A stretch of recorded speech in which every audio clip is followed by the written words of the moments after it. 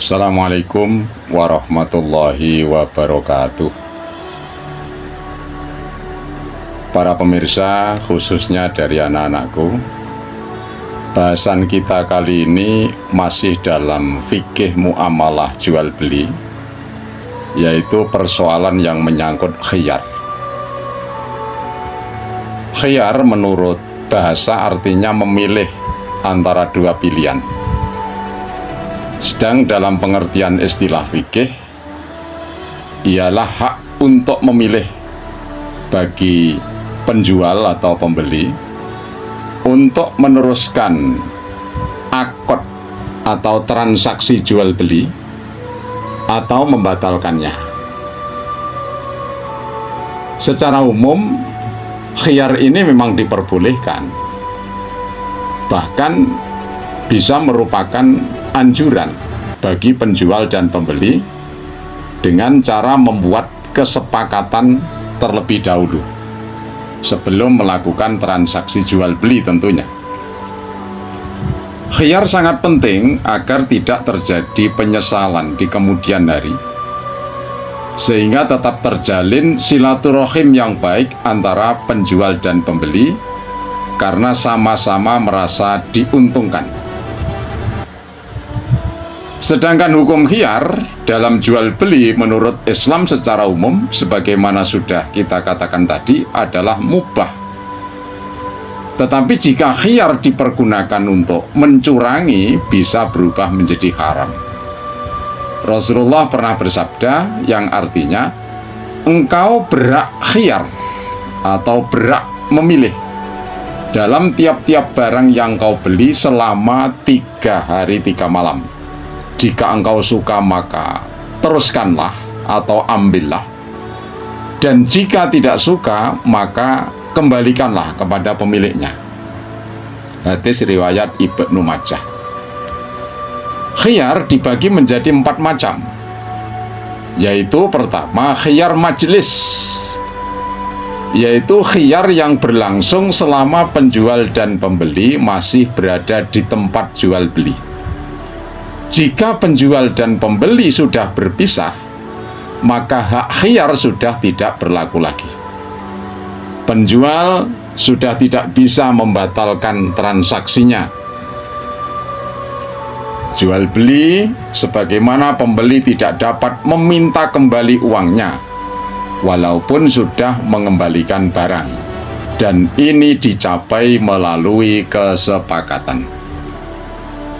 Dalam prakteknya bisa kita perhatikan ketika penjual membuat ketentuan bahwa barang yang sudah dibeli tidak dapat dikembalikan.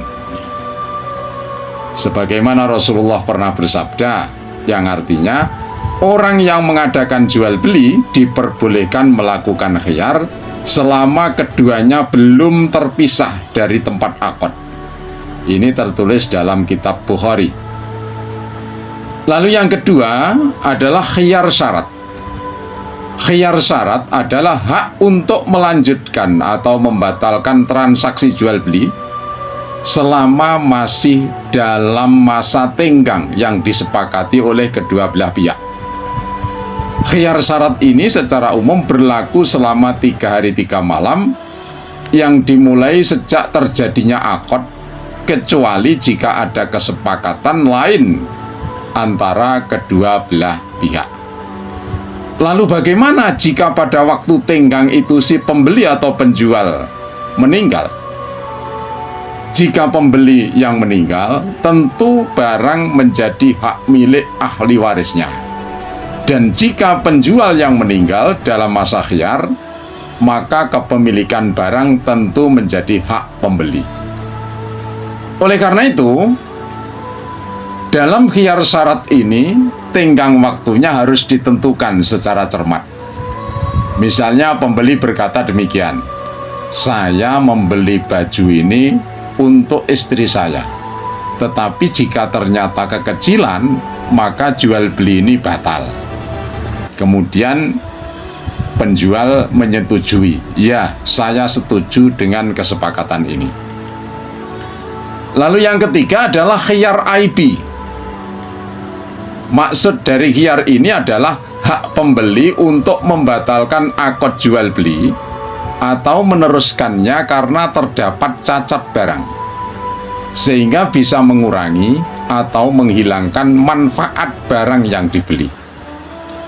Dalam suatu hadis diceritakan oleh Aisyah radhiyallahu an bahwa sesungguhnya seorang laki-laki membeli budak dan telah tinggal bersamanya beberapa waktu. Kemudian ditemukan cacat pada budak tersebut. Lalu hal itu diadukan kepada Nabi Shallallahu Alaihi Wasallam. Maka Nabi pun memerintahkan supaya budak itu dikembalikan kepadanya. Hadis riwayat Abu Daud. Tetapi untuk mencegah terjadinya khiyar yang bisa terhambatnya kegiatan jual beli, hendaknya barang yang dikhiarkan tersebut bukan barang yang remeh, yang seharusnya tidak perlu untuk dikhiarkan, melainkan hendaknya barang yang memang dipentingkan. Misalnya membeli kambing untuk kurban, ternyata telinganya sobek. Hal ini bisa membatalkan kurban yang dilakukan. Oleh karena itu haram hukumnya bagi penjual untuk menjual barang yang cacat tanpa menjelaskan cacatnya kepada pembeli. Sebagaimana Nabi SAW bersabda, yang artinya seorang muslim itu saudara muslim lain. Tidak halal bagi seorang muslim menjual kepada saudaranya barang cacat kecuali ia jelaskan terlebih dahulu. Hadis riwayat Ibnu Majah. Kemudian yang keempat, khiyar ru'yah, yaitu hak bagi pembeli untuk meneruskan jual beli atau membatalkannya karena barang yang dibeli belum dilihat ketika akad berlangsung. Ini berlaku untuk pembeli setelah meneliti, membuka, dan membolak-balikkan ketika barang sudah diterima. Rasul pernah bersabda, siapa saja yang membeli sesuatu yang belum dilihatnya, maka ia berhak khiyar bila telah melihatnya. Hadis riwayat At-Tirmidzi. Oleh karena itu, ketika seseorang menjual barang melalui internet, telepon, SMS, dan lainnya, atau melalui toko online, wajib menerangkan kondisi barang dengan sejelas-jelasnya, dan barang yang dikirim harus sesuai dengan deskripsi yang ada.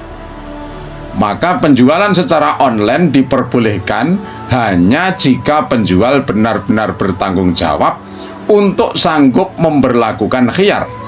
Sehingga jika ternyata barangnya cacat dengan disertai bukti-bukti yang jelas melalui video, maka barang yang dikirim bisa dikembalikan dan dapat diganti dengan barang yang lain sesuai pesanan, dan harus diganti, sehingga pembeli tidak dirugikan, penjual pun juga tidak dirugikan karena tetap terjaga nama baiknya.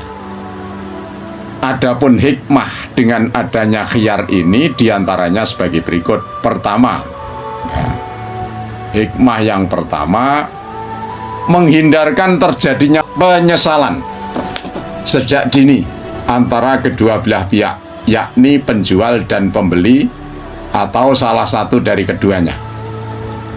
Yang kedua, memperkecil kemungkinan adanya penipuan. Lalu yang ketiga, mendidik penjual dan pembeli agar lebih bersikap hati-hati, cermat, dan teliti. Lalu yang keempat, menguatkan sikap rela sama rela antara penjual dan pembeli. Kemudian yang kelima, agar tetap terjaga hubungan baik antara kedua belah pihak. Demikian diantara hikmah yang Anda semua, para pemirsa, anak-anakku, bisa menambah hikmah lain yang bisa Anda dapat dari hikmah adanya khiyar.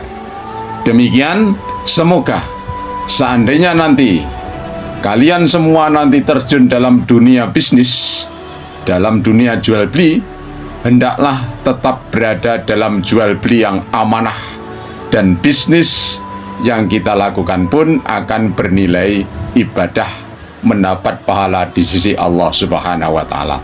Amin ya rabbal alamin. Billahi taufik wal hidayah. Assalamualaikum warahmatullahi wabarakatuh.